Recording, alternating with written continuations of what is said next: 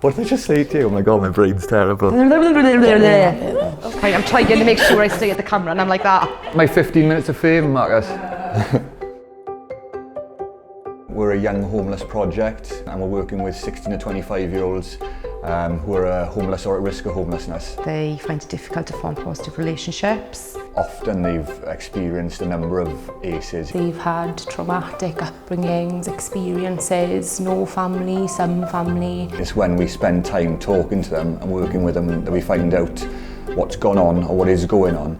I know that I started off doing this because I knew what it was like to be lost and to be young and to be struggling and on my own.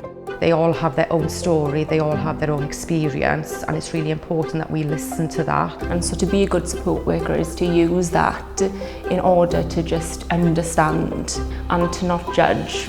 Sort of being mindful, I suppose, that people might be having a crap day or maybe they've had a crap life. Oh, I'm panicking now, I'm sorry, I can't do this. I'm getting in now. Trauma is a barrier, potentially, and I think ACEs, being rolled out and people being made aware of it and working in an ACEs-informed way reminds people about that trauma. We need to recognise that not all of our young people's experience is the same. We all live with ACEs. Anyone, even something small, 1, 2, 3 ACEs, someone's got something that they've experienced in their childhood. It's really important that we provide the support in a psychologically informed environment. What we have here is a purpose-built setting. The room that we're in currently is a nice big wide open space. It's communal living.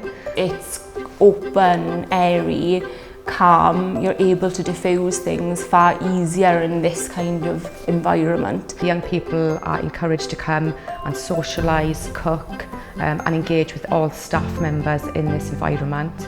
Our sort of focus here is to work on independent living skills, supporting them to manage their money. What it is to live on your own, what it is to handle your own food, cook for yourself, make your own bed.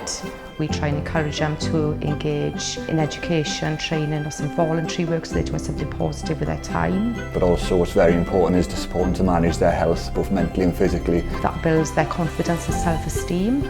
And hopefully when they move on, even with their experiences, they'll be able to make a good go of it in the adult world.